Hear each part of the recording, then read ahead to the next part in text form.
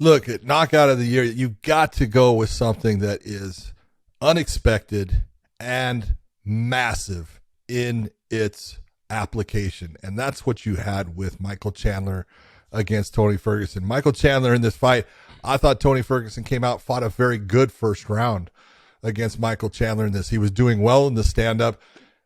A front kick is not what you normally would expect from Michael Chandler. So he comes out and he launches an attack that is not a normal thing that you see from him. And look at the results are, I can put all the other knockouts there, like Pahea against, Izzy. It was a knockout win. It wasn't a knockout like that. This one at a high level, there was no questions asked as far as, was that an early stoppage? He was out, and he was out for a long time. I actually had concern for Tony based upon this one, but you got to give it up to Michael Chandler on this one. It is my knockout of the year 2022. Shouldn't surprise anyone that I'm not going with that one. I mean, the reason why I wouldn't go with it is that Tony coming off of 4 or 5 losses, and then, and there was no real stakes, nothing really at stake for. Still was a great knockout at the fight. All right, it was a good big knockout. All right, I'm definitely gonna go with the Pahea versus Izzy because he was down. He was down on the cards. He had to come out. He had to get it done in the 5th round. How about comeback? For him to do it, I already have a different comeback. But for him to get this fight, in the 5th round, and for him to realize what all was at stake, and Izzy, all the talk saying he hasn't fought MMA. I've grown so much. This is not kickboxing. All of those things. And like I said, he doesn't have the personality to help build up these fights. He does it with his fist. Pahea does. So he came out and was like, look, I need to get out there and get it done. He laid it all on the line. He did what every fighter should be thinking going into that 5th round when you're down. Let it all hang. Let it all hang out. Dude, an L is an L. Don't just let it go to the judges, man. Put it out there. Take the chances.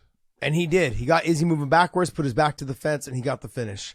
So to me, with everything that was at stake, the title, the talk, I've beaten you twice before, that we also know that it's hard to beat the same guy for a 3rd time. Hell yeah. 2 times, sure, you beat him twice. You're motivated a good fighter.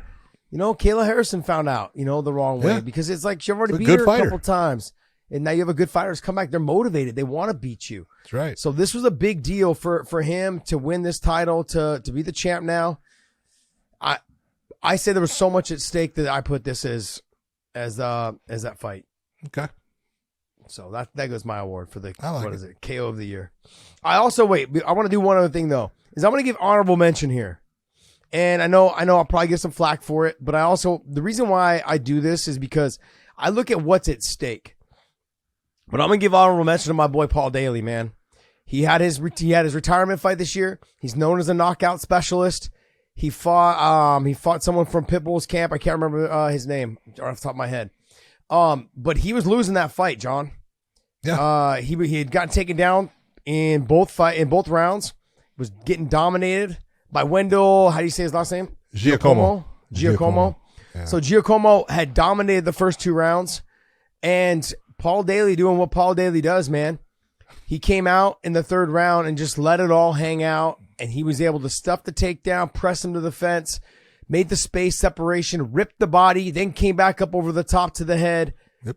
Just look, there's what you guys have to take into consideration when you're talking about this. This was his retirement fight. He had announced this was his retirement fight. And the first 2 rounds was him having his back taken and just stuck there, not being able to get away and getting dominated and realizing that my last fight of my career is going to be a fucking snooze fest. And he was so frustrated. You could see it in his face.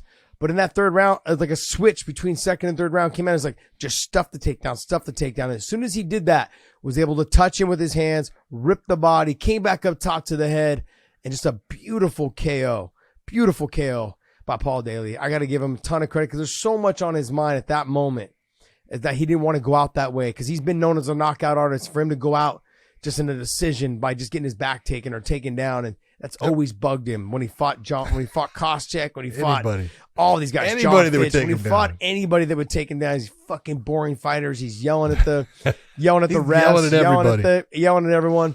But Paul Daly, I mean, I have to give him honorable mention just because I'm glad he was able to go out the way he went out with which what he's known for, which is knockouts. Knockouts. So good for him.